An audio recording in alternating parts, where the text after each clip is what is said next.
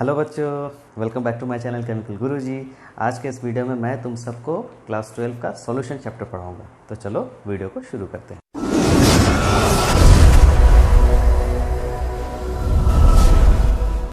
तो बच्चों, सॉल्यूशन क्या है? बेसिकली सॉल्यूशन एक होमोजेनियस मिक्सचर है। होमोजेनियस मिक्सचर का मतलब क्या होता है? मतलब ऐसा एक मिक्सचर जिसमें कॉम्पोजिशन और property through out the system uniformly distribute हो। बड़ा भारी भारी वर्ड लग रहा होगा, बट है बहुत आसान। जैसे मान लो सॉल्ट एंड वाटर। अगर हम लोग सॉल्ट और वाटर को अगर हम लोग एक मिक्सर बनाएं तो इसमें क्या होगा कि कहीं से भी चखो, यहाँ से चखो, यहाँ से चखो, यहाँ से चखो या फिर यहाँ से चखो, पानी नमकीन ही मिलेगा। इसका मतलब सॉल्ट जो है वाटर में यूनिफॉर्मली डिस्ट्रीब्यूटेड है। तो इस तरह के मिक्सचर को बोलेंगे हम लोग होमोजेनियस मिक्सचर, और अल्टीमेटली बोलेंगे इसको सॉल्यूशन। तो सॉल्यूशन बोलने के लिए मिक्सचर को होमोजेनियस होना मैंडेटरी है। ठीक है, तो ये तो हो गया होमोजेनियस मिक्सचर।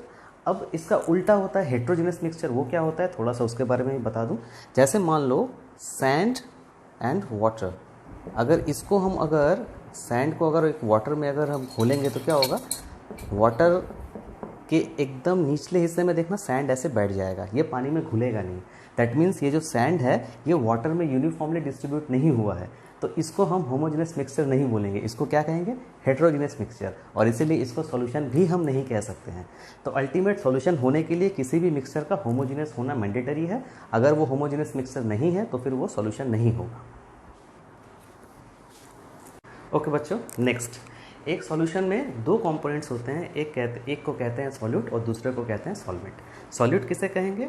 एक सॉल्यूशन में जो लिटिल अमाउंट में होता है उसे कहते हैं सॉल्यूट, और एक सॉल्यूशन में जो ज़्यादा अमाउंट में होता है उसे कहते हैं सॉल्वेंट। या फिर जिसे डिसॉल्व किया जाता है उसे कहेंगे सॉल्यूट, और जिसमें डिसॉल्व किया जाता है उसे कहेंगे सॉल्वेंट। तो यहाँ पर सॉल्ट वाटर वाला एग्जाम्पल अभी हम लोग थोड़ी देर पहले देखे। तो इसमें सॉल्ट जो होगा वो होगा सॉल्यूट, और वाटर जो होगा वो होगा सॉल्वेंट। ओके बच्चों, नेक्स्ट टाइप्स ऑफ सॉल्यूशन। अच्छा, सॉल्यूशन का मतलब हमेशा ये नहीं होता है कि वो हमेशा लिक्विड ही हो। अगर कोई भी मिक्सचर होमोजेनियस नेचर है तभी उसको हम सॉल्यूशन कहेंगे। लिक्विड हो भी सकता है या फिर नहीं भी हो सकता है। जैसे मान लो अगर अभी जैसे हम लोग सॉल्ट वाटर का एग्जांपल देखें तो अल्टीमेट ये जो फॉर्म होगा ये क्या फॉर्म होगा, लिक्विड। तो हम इसको क्या कहेंगे, सॉल्यूशन। एयर में क्या होता है, बहुत तरह के गैसों का मिक्सचर होता है ना, तो इसे भी हम सॉल्यूशन कहेंगे। ये भी एक तरह का सॉल्यूशन है। सिमिलरली टैबलेट, एक टैबलेट जो हम लोग खाते हैं जब हम लोग बीमार पड़ते हैं तो उसमें क्या देखते हैं, टैबलेट होता क्या है, वो भी कुछ केमिकल्स का मिक्सचर होता है। तो उसको भी हम सॉल्वेंट कहेंगे, सॉल्यूशन कहेंगे। तो ये भी क्या है, टैबलेट भी क्या है, सॉल्यूशन है। तो बेसिकली सॉल्यूशन का मतलब ये नहीं है कि हमेशा वो लिक्विड ही हो, वो सॉलिड फॉर्म में भी हो सकता है या फिर गैसेस फॉर्म में भी हो सकता है। तो अल्टीमेट ये जो फॉर्म है वो किसके ऊपर डिपेंड करता है, ये फॉर्म डिपेंड करता है सॉल्वेंट के फेस के ऊपर में। एक सॉल्यूशन में तो दो कंपोनेंट होते हैं, सॉल्यूट और सॉल्वेंट। तो सॉल्वेंट का जो फेज होगा वही सॉल्यूशन का फेज होगा। अगर मान लो सॉल्वेंट का फेज अगर लिक्विड होता है, जैसे इस केस में था सॉल्ट वाटर में, तो सॉल्यूशन क्या होगा, अल्टीमेट लिक्विड जैसा देखने में होगा। अगर सॉल्वेंट जो है वो अगर एयर है, डिस्पर्स्ड है मीडियम में, तो फिर हम लोग उसको क्या बोलेंगे, सॉल्यूशन का फेज जो होगा वो भी एयर ही होगा। और अगर सॉल्वेंट अगर सॉलिड टाइप का कुछ होगा, जैसे केमिकल्स वगैरह जब एक साथ कोएगुलेट कर जाते हैं, तो फिर अल्टीमेट जो सॉल्यूशन का जो फेज़ होगा वो भी सॉलिड ही होगा। तो सॉल्यूशन का जो फेज़ है वो डिपेंड करता है किसके ऊपर, वो डिपेंड करता है सॉल्वेंट के फेज़ के ऊपर, कि सॉल्वेंट का फेज़ क्या है या फिर उसका स्टेट क्या है, लिक्विड है, सॉलिड है या गैस है। जो भी सॉल्वेंट का फेज़ होगा, लिक्विड हो, गैस हो, सॉलिड हो, वही सॉल्यूशन का फेज़ होगा। बच्चों, सॉल्यूट और सॉल्वेंट के फिजिकल स्टेट के हिसाब से हम लोग सॉल्यूशन को बहुत सारे हिस्सों में कैटेगराइज कर सकते हैं। तो बच्चों, सॉल्यूट अगर गैस हो और सॉल्वेंट भी अगर गैस हो तो जिस टाइप का सॉल्यूशन बनता है उसका एग्जांपल देखो, क्लीन एयर में सॉल्यूट भी गैस होता है और सॉल्वेंट भी गैस होता है। अच्छा, अगर सॉल्यूट गैस हो और सॉल्वेंट लिक्विड हो तो जिस टाइप का सॉल्यूशन बनता है उसका एग्जांपल सोडा वाटर या फिर डाइल्यूट HCl। सोडा वाटर में जानते हो पानी में कार्बन डाइऑक्साइड को डिसॉल्व किया जाता है। अच्छा, अगर सॉल्यूट गैस हो और सॉल्वेंट अगर सॉलिड हो तो जो सॉल्यूशन बनेगा उसका example hydrogen in palladium metal. Palladium एक मेटल होता है जिसमें कि हाइड्रोजन को डिसॉल्व किया जाता है। तो बच्चों अगर सॉल्यूट लिक्विड हो और सॉल्वेंट अगर गैस हो तो जो सॉल्यूशन बनता है उसका एग्जांपल देखो, मॉइस्चर इन एयर, हवा में जो मॉइस्चर होता है मतलब लिक्विड पार्टिकल्स हवा में सस्पेंडेड रहते हैं। अच्छा, अगर सॉल्यूट लिक्विड हो और सॉल्वेंट अगर सॉल्वेंट भी लिक्विड हो तो जो एक सॉल्यूशन बनेगा उसका example aqua solution of ethanol. Ethanol में इथानॉल भी लिक्विड स्टेट में होता है और वाटर भी लिक्विड स्टेट में होता है। ओके, नेक्स्ट, अगर सॉलिड लिक्विड हो और सॉल्वेंट अगर सॉलिड हो तो जो सॉल्यूशन बनता है उसका example एमालगम of mercury and gold.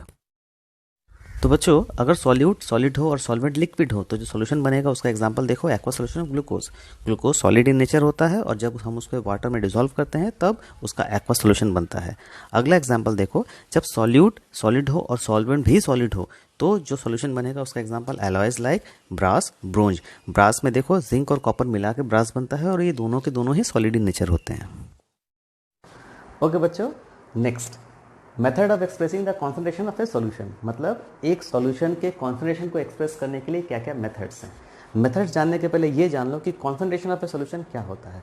Concentration of a solution का मतलब होता है कि the amount of solute dissolve in a definite amount of solvent और सॉल्यूशन। इसी को कहते हैं कॉन्सेंट्रेशन ऑफ ए सॉल्यूशन। इसका मतलब ये हो गया कि एक मान लो कि सॉल्यूशन है, उसमें हम कितना अमाउंट ऑफ सॉल्यूट डिसॉल्व कर रहे हैं, इस मेथड को कहते हैं कॉन्सेंट्रेशन ऑफ ए सॉल्यूशन। अब ये मेथड में बहुत सारे यूनिट्स हैं। क्या क्या यूनिट्स हैं देखते हैं। सबसे पहला जो यूनिट हमको पढ़ना है वो है percentage concentration. Percentage concentration, okay. Percentage concentration में सबसे इंपॉर्टेंट जो चीज़ें हैं वो तीन हैं। पहली चीज़ क्या है, मास परसेंटेज। मास परसेंटेज किसे कहते हैं कि द मास ऑफ सॉल्यूट, ये क्या है बट एक रेशियो है, मास of solute divide by mass of solution into 100। मतलब कितना अमाउंट ऑफ सॉल्यूशन में हम लोग कितना अमाउंट ऑफ सॉल्यूट डिसॉल्व कर रहे हैं इनटू 100। परसेंटेज जो निकलेगा उसी को कहते हैं मास परसेंटेज। सेकेंड जो है वो है मास वॉल्यूम परसेंटेज। वो क्या है कि मास of solute divided by volume of solution. अच्छा, ये ख्याल रखना कि इसको हमको लेना है ml में, ठीक है, और जो भी मास है इसको सबको ग्राम में लेना है। तो यहां से जो निकलेगा वो निकलेगा mass volume percentage. Third one is volume percentage. ये क्या होता है, ये होगा simply volume of solute divided by volume of solution, ये भी ml में, इनटू 100। तो परसेंटेज कॉन्सेंट्रेशन में टोटल 3 यूनिट्स हैं, mass percentage, mass volume percentage and volume percentage. Mass percentage क्या है, mass of solid divide by mass of solvent into 100। वो mass volume में मास of solute divide by volume of solution into 100 and volume percentage में volume of solute divide by volume of solution into 100। इसके ऊपर numericals आता है जो मैं numericals अब बताऊंगा। अब लोग आते हैं न्यूमेरिकल में। तो numerical number 1, if 11 gram of oxalic acid dissolve in 550 gram of solution, then what is the mass percentage of oxalic acid in the solution।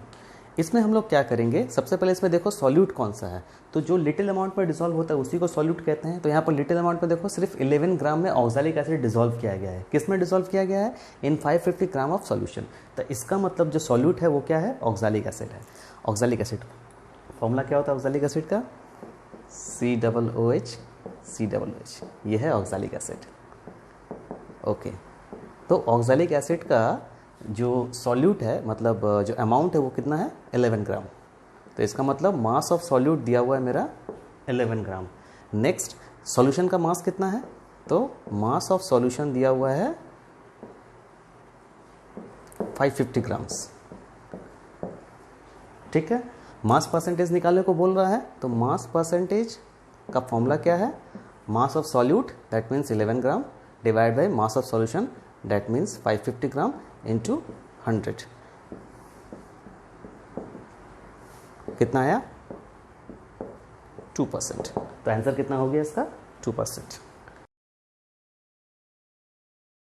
Next question क्या बोल रहा है देखो, if 11 gram of sodium chloride dissolve in 500 ml of solution then what is the mass volume percent of NaCl in solution. मतलब यहाँ पर solute क्या है, दिख ही रहा होगा, सॉल्यूट जो है वो सोडियम क्लोराइड है और उसका अमाउंट कितना दिया हुआ है, उसका अमाउंट दिया हुआ है 11 ग्राम। ठीक है, सॉल्यूशन का अमाउंट कितना दिया हुआ है, सॉल्यूशन का जो अमाउंट दिया हुआ है वो 500 ml है, मतलब उसका वॉल्यूम दिया हुआ है, that means volume of solution is equal to 500 ml। ठीक है, हमको करना क्या है, मास वॉल्यूम परसेंटेज निकालना है। तो मास वॉल्यूम परसेंटेज का फॉर्मूला क्या है, मास ऑफ सॉल्यूट कितना है 11 ग्राम divide by volume of the solution कितना है 500 ml इंटू 100।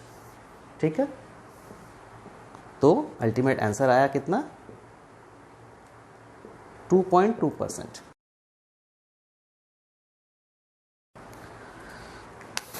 ओके बच्चों, नेक्स्ट क्वेश्चन क्या बोल रहा है देखो, if 2 ml of Rooh Afza dissolves in 20 ml of solution then what is the volume percentage of Rooh Afza in the solution. यहाँ पर देखो सॉल्यूट क्या है, सॉल्यूट रूह अफ़ज़ा है, रूह अफ़ज़ा का अमाउंट कितना दिया हुआ है 2 ml, तब इसका मतलब ml जब है तो इसका मतलब वॉल्यूम दिया हुआ है, that means the volume of solute is 2 ml। ठीक है, सॉल्यूशन का वॉल्यूम कितना दिया हुआ है देखो 20 ml of solution, that means volume of solution जो दिया हुआ है वो कितना है, ये 20 ml। हमको निकालना क्या है, वॉल्यूम परसेंटेज। तो वॉल्यूम परसेंटेज का फॉर्मूला क्या है, volume of the solute that is 2 ml divide by volume of the solution that is 20 ml into 100। कितना हो गया, 10%। ठीक है, मास परसेंटेज हो, मास वॉल्यूम परसेंटेज हो या फिर वॉल्यूम परसेंटेज हो, जो भी आंसर आएगा न्यूमेरिकल्स में, जो भी आंसर आएगा उसका यूनिट परसेंटेज ही लिखा जाएगा, सिर्फ और सिर्फ परसेंटेज। ओके बच्चों, next concentration of a solution निकालने के लिए जो अगला यूनिट हम लोग पढ़ेंगे वो है नॉर्मेलिटी। नॉर्मेलिटी क्या है, normality is nothing but the number of gram equivalent of A solute dissolve in 1 litre of solution. मतलब जितना gram equivalent of solute, equivalent of solute 1 litre पानी में या फिर 1 लीटर सॉल्यूशन में डिसॉल्व करेंगे, उसी को कहते हैं नॉर्मेलिटी। अब gram equivalent of A solute का मतलब क्या होता है, किसी भी सॉल्यूट का ग्राम इक्विवेलेंट का मतलब होता है उसका मास डिवाइड बाई उसका इक्विवेलेंट वेट। अब मास तो न्यूमेरिकल में दिया रहता है, बट प्रॉब्लम होता है कहाँ, इक्विवेलेंट वेट निकालने में। तो नॉर्मेलिटी में इक्विवेलेंट वेट निकालने का आसान सा तरीका मैं आपको बताता हूँ, ध्यान से देखो। सपोज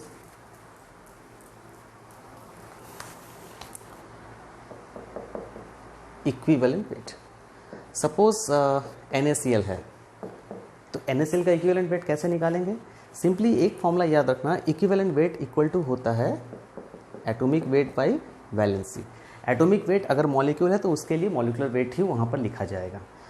ओके, तो NaCl का एटॉमिक वेट मतलब इसका मॉलिक्यूलर वेट कितना होता है देखो, सोडियम का एटॉमिक नंबर होता है 23 और क्लोरीन का होता है 35.5। ठीक है, मतलब कितना हो गया 58.5। इसका वैलेंसी कितना होता है सोडियम क्लोराइड का, अच्छा वैलेंसी किसको बोलते हैं, जितना इलेक्ट्रॉन ट्रांसफ़र होता है या फिर जितना इलेक्ट्रॉन का शेयरिंग होती है उसी को वैलेंसी कहते हैं। NaCl को जब हम लोग ब्रेक करेंगे, मतलब जब आयनाइज करेंगे तो क्या होगा, Na+Cl-, इसका मतलब इसके ऊपर कितना चार्ज है 1 पॉजिटिव, इसके ऊपर कितना चार्ज है 1 नेगेटिव। इसका मतलब NaCl में 1 इलेक्ट्रॉन का ट्रांसफ़र हुआ है ना, हेरा फेरी, 1 इलेक्ट्रॉन की हेरा फेरी हुई है। इसका मतलब जितने इलेक्ट्रॉन की हेरा फेरी होगी वही होगी उसकी वैलेंसी। इसमें 1 इलेक्ट्रॉन की हेरा फेरी हुई मतलब इसकी वैलेंसी होगी 1। That means equivalent weight of sodium chloride होगा कितना 58.5 डिवाइड बाई 1, दैट मीन्स 58.5 होगा equivalent weight of sodium chloride. ठीक है, ओके बच्चों, नेक्स्ट हम लोग क्या देखेंगे, H2SO4 sulphuric acid. Sulphuric acid का मॉलिक्यूलर वेट कितना होता है 98। इसकी वैलेंसी चेक करने के लिए क्या करेंगे, इसको आयनाइज करेंगे। ये आयनाइज होकर कैसे होगा 2H+ और SO4 मतलब यहाँ पर कितने इलेक्ट्रॉन्स की हेरा फेरी हो गई 2। तो इसका मतलब H2SO4 की वैलेंसी कितनी हो गई 2। That means equivalent weight of H2SO4 is equal to कितना होगा, एटॉमिक वेट वो क्या है 98 डिवाइडेड वैलेंसी कितना होगा 2, मतलब 49, ठीक है। Similarly aluminium hydroxide AlOH whole thrice, इसका एटॉमिक वेट यानी मॉलिक्यूलर वेट कितना होता है 78। एल्यूमिनियम हाइड्रोक्साइड आयनाइज कैसे होगा Al3+ और 3OH-, दैट मीन्स यहाँ पर कितने इलेक्ट्रॉन्स की हेराफेरी हो गई 3, तब इसका मतलब इसकी वैलेंसी कितनी हो गई 3, that means equivalent weight of aluminium hydroxide is 78, that means molecular weight या फिर atomic weight divide by valency, valency कितना हो गया इसका 3, इसका मतलब equivalent weight of aluminium hydroxide कितना हो गया 26। सिमिलरली एक और एग्जांपल हम लोग इसके थोड़ी देर पहले ही देखे थे, oxalic acid COOH, oxalic acid ionised होगा कैसे COO- प्लस 2H+, इसका मतलब इसमें यहाँ 1- इस ऑक्सीजन के ऊपर और ये 1- इस ऑक्सीजन के ऊपर, दैट मीन्स इसमें इलेक्ट्रॉन्स की हेराफेरी कितनी हुई है 2, मतलब इसका वैलेंसी हो गया 2, बाकी जो भी एटॉमिक वेट होगा उससे इसको डिवाइड करके हम लोग इक्विवेलेंट वेट निकाल सकते हैं। तो इस तरीके से equivalent weight of any molecule any compound हम लोग आराम से निकाल सकते हैं उसके एटॉमिक वेट को उसके वैलेंसी से डिवाइड करके, ठीक है बच्चों। नेक्स्ट एग्जांपल देखो, न्यूमेरिकल में क्या बता रहा है, calculate the normality of solution containing 31.5 gram of oxalic acid in 1250 ml of solution, मतलब हमको सॉल्यूशन का नॉर्मेलिटी निकालना है जिसमें कि सॉल्यूट क्या है, ऑक्सैलिक एसिड है, उसका अमाउंट कितना है 31.5 ग्राम। तो नॉर्मेलिटी का निकालने का फॉर्मूला क्या है W/E/V, यहाँ पर W क्या है मास ऑफ सॉल्यूट, E क्या है इक्विवेलेंट वेट ऑफ सॉल्यूट और V क्या है वॉल्यूम ऑफ सॉल्यूशन। याद रखना यहाँ पर वॉल्यूम ऑफ सॉल्यूशन जो होगा वो लीटर में होगा, मिलीलीटर में नहीं होगा। अब इसके बाद यहाँ पर देखो मास ऑफ सॉल्यूट यानी ऑक्सैलिक एसिड का मास कितना दिया हुआ है 31.5, इक्विवेलेंट वेट नहीं दिया हुआ है, हमको निकालना पड़ेगा। तो ऑक्सैलिक एसिड का इक्विवेलेंट वेट निकालने के लिए क्या करेंगे, इक्विवेलेंट वेट बराबर क्या होता है मैंने बताया था atomic weight by valency. Equivalent weight of atomic weight of oxalic acid कितना होता है 126, वैलेंसी 2 मैंने बताया था अभी, इसका मतलब इसका इक्विवेलेंट वेट कितना हो गया 63, दैट मीन्स यहाँ पर equivalent weight of oxalic acid कितना होगा 63 इंटू वॉल्यूम ऑफ सॉल्यूशन। देखो वॉल्यूम यहाँ पर दिया हुआ है मिलीलीटर में, हमको करना क्या है लीटर में, तो हम लोग क्या करेंगे 1250 को 1000 से डिवाइड कर देंगे तो मेरा जो वॉल्यूम आ जाएगा वो लीटर में आ जाएगा।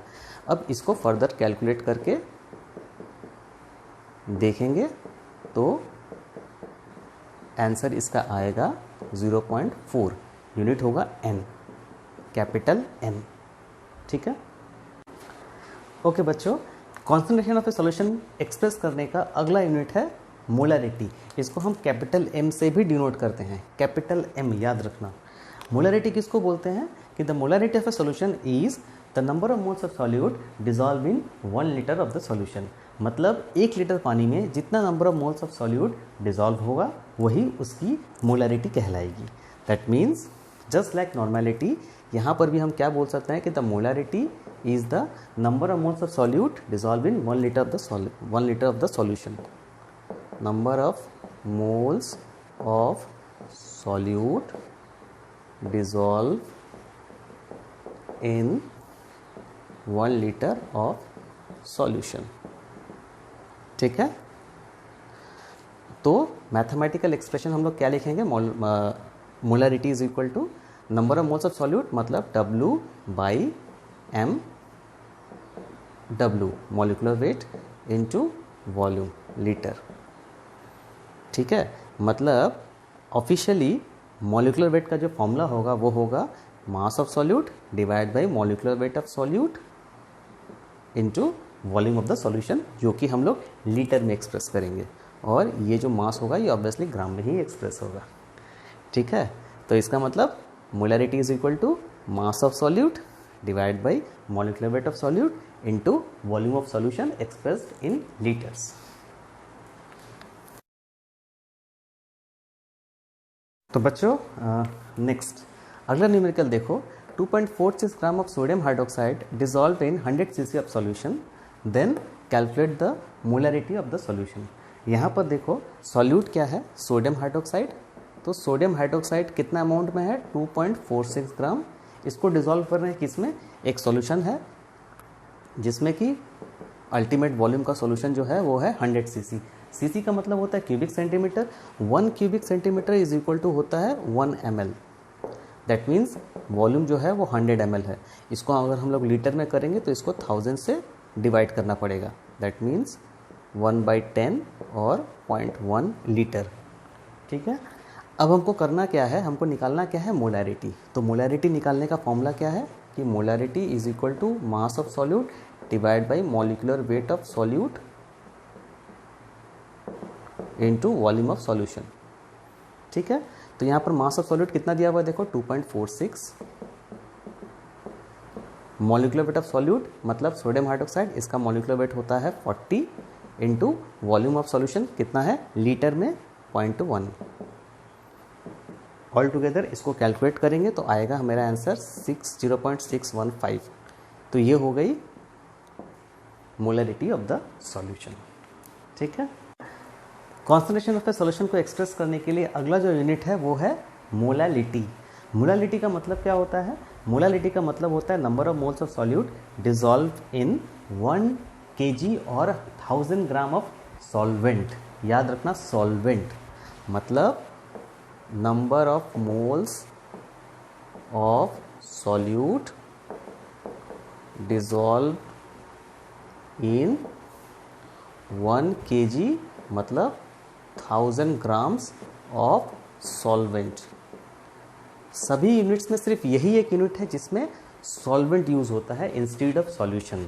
इसके पहले नॉर्मेलिटी, मोलैरिटी में हमेशा या फिर परसेंटेज, मास परसेंटेज वगैरह में भी मास ऑफ सॉल्यूशन यूज़ हुआ था या फिर वॉल्यूम ऑफ सॉल्यूशन यूज़ हुआ था। लेकिन पर्टिकुलर यही एक चीज़ है जहाँ पर वेट ऑफ सॉल्वेंट यूज़ होता है। ठीक है, वेट ऑफ सॉल्वेंट, इसको याद रखना। नेक्स्ट, ओके, अब इसका फॉर्मूला हम अगर लिखना चाहें तो कैसे लिखेंगे, तो मोलैलिटी इज इक्वल टू हम लोग लिख सकते हैं क्या कि wait of solute into molecular weight of solute into 1000 divided by weight of solvent, और उस सॉल्वेंट के वेट को हम लोग एक्सप्रेस करेंगे ग्राम में। ठीक है, मैथमेटिकल एक्सप्रेशन इसका यही होगा और इसी फॉर्मूला पे सारे के सारे न्यूमेरिकल्स बनेंगे। इसका जो यूनिट निकल कर आएगा वो आएगा स्मॉल m। इसको स्मॉल m से भी डिनोट किया जाता है, स्मॉल m। तो molality is equal to weight of solute divide by molecular weight of solute into 1000 divide by weight of solvent. सभी जो भी वेट्स हैं वो सब ग्राम्स में ही एक्सप्रेस होंगे। मॉलिक्यूलर वेट का कोई यूनिट नहीं होता है तो इसको हम लोग ग्राम में एक्सप्रेस नहीं करेंगे। ठीक है, तो बच्चों next problem, calculate the molality of a solution containing 20.7 gram of potassium carbonate dissolve in 479.3 grams of solvent. तो बच्चों यहाँ पर देख ही सकते हो जो सॉल्यूट है वो क्या है K2CO3 मतलब पोटेशियम कार्बोनेट, बिकॉज इसका अमाउंट देखो 20.7 कम है, और सॉल्वेंट क्या है 479.3 ग्राम। ओके, तो जो सॉल्यूट है वो है K2CO3, इसका वेट कितना दिया हुआ है 20.7 ग्राम्स। हमको क्या निकालना है, मोलैलिटी मतलब स्मॉल m। स्मॉल m का मतलब क्या होता है, मास of solute. Mass of solute कितना हो गया 20.7 divide by molecular weight of solute. Molecular weight of solute कितना होगा, K2CO3 का अगर कैलकुलेट करोगे तो 138 आएगा इंटू 1000 डिवाइड बाई क्या होता है mass of solvent. Mass of solvent कितना है 479.3, मतलब ऑल टुगेदर इसको कैलकुलेट करेंगे तो आंसर मेरा आएगा 0.313 यूनिट, और इसका यूनिट होगा स्मॉल m। तो इस तरीके से मोलैलिटी का सवाल हम लोग इजीली कर सकते हैं। सभी के सभी वेट्स जो हैं उसको ऑब्वियसली हम ग्राम्स में ही लेंगे। ठीक है, तो बच्चों अगला जो यूनिट है कॉन्सेंट्रेशन ऑफ ए सॉल्यूशन को एक्सप्रेस करने के लिए वो है मोल फ्रैक्शन। मोल फ्रैक्शन क्या होता है, mole fraction is nothing but the ratio of the number of moles of one component to the total number of moles of the components in a solution. मतलब मान लो कि एक solution में दो component है, एक सॉल्यूट है और दूसरा सॉल्वेंट है। ठीक है, तो number of moles of solute तो मोल फ्रैक्शन का मतलब क्या हो जाएगा कि number of moles of solute मतलब n of solute to the total number of moles of the component present in the solution. मतलब यहाँ पर कंपोनेंट तो सिर्फ दो ही हैं, सॉल्यूट और solvent. That means number of moles of solute plus number of moles of solvent.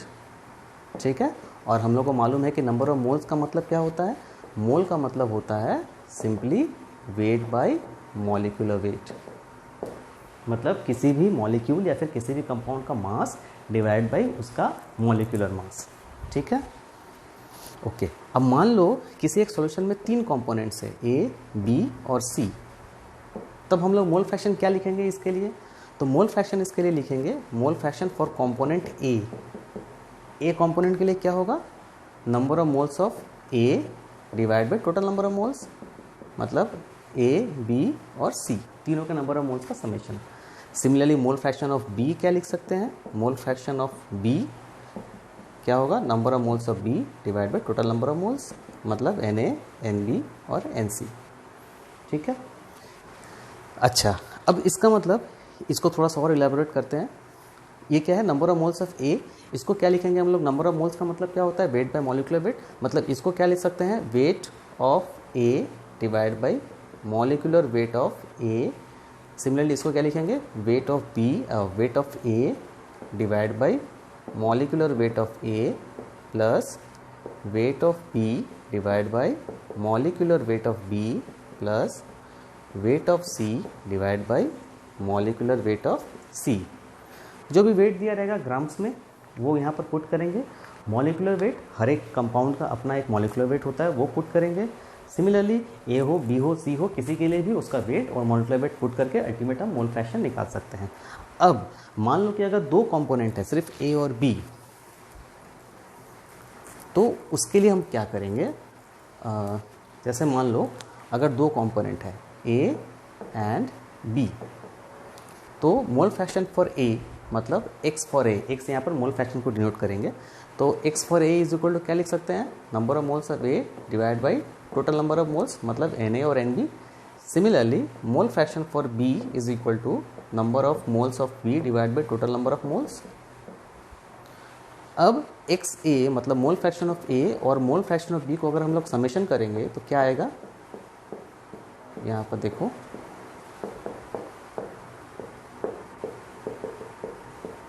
LCM लेकर common ले लेंगे, Na plus Nb, Na plus Nb दोनों कैंसिल आउट हो जाएगा इज इक्वल टू 1। मतलब मोल फ्रैक्शन ऑफ 2 कंपोनेंट्स का summation अगर करेंगे तो वो ऑलवेज 1 ही आएगा। ठीक है,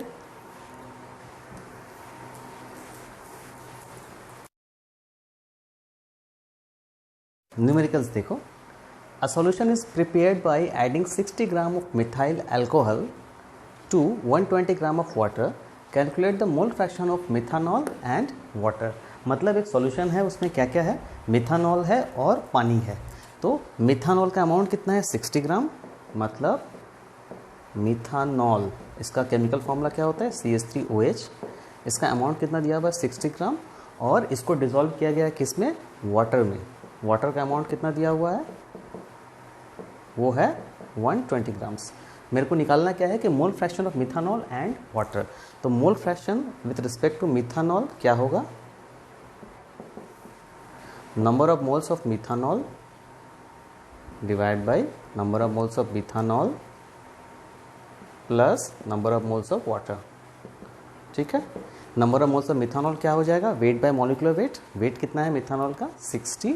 मॉलिक्यूलर वेट कितना होगा मिथानॉल का, कैलकुलेट करके देख लो, 12 plus 3 into 1 plus 16 plus 1 is equal to 15, 16, 32।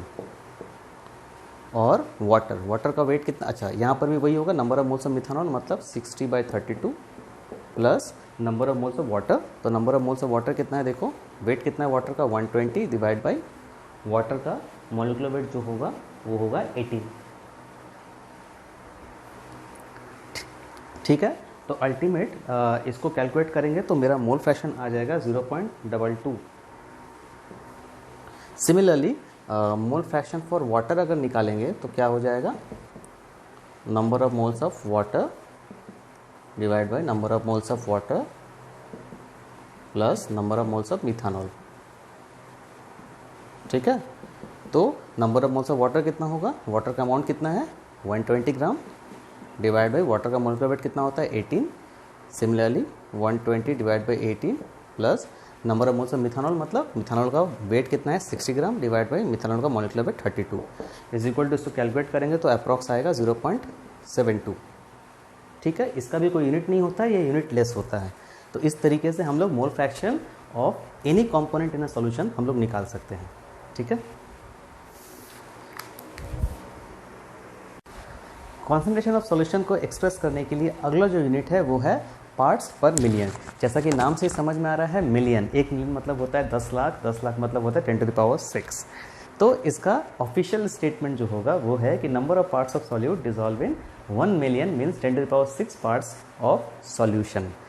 मतलब इसका स्टेटमेंट अगर हम लोग दें, मतलब मैथमेटिकल स्टेटमेंट या फिर मैथमेटिकल एक्सप्रेशन, तो ppm in terms of weight by weight is equal to होगा weight of solute to the weight of solution into 10⁻⁶.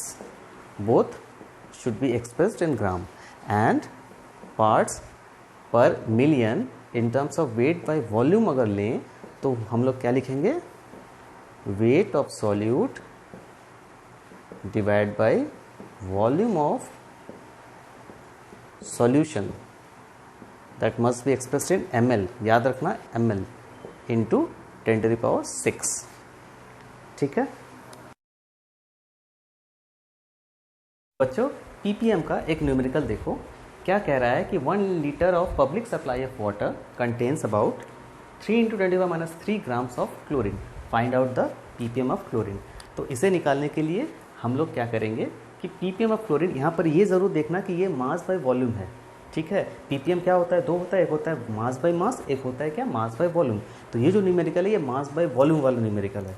तो इसका मतलब हम लोग ppm ऑफ क्लोरीन CHL क्या लिखेंगे, मास ऑफ क्लोरीन कितना दिया हुआ है 3 × 10⁻�3। ठीक है, divide by volume of water, मतलब सॉल्यूशन का वाटर, सॉल्यूशन का वॉल्यूम कितना दिया 1 लीटर, लेकिन यहाँ पर जो वॉल्यूम हम लोग लिखेंगे वो हमेशा हम लोग ml में ही लिखेंगे। That means 1000 × 10⁻⁶। कैलकुलेट करेंगे, कैलकुलेट करके ऑलमोस्ट सब कट के आ जाएगा 3। That means ppm of chlorine is equal to 3। यही होगा इसका आंसर। तो बच्चों, अभी मैं कुछ प्रैक्टिस न्यूमेरिकल्स दे रहा हूँ, तुम लोग सभी इसे सॉल्व करने की कोशिश करो। नेक्स्ट वीडियो में मैं इसका सॉल्यूशन भी लेकर आऊँगा। तब तक खूब मन लगा के पढ़ाई करो, जम के पढ़ाई करो। मिलते हैं नेक्स्ट वीडियो में। टाटा।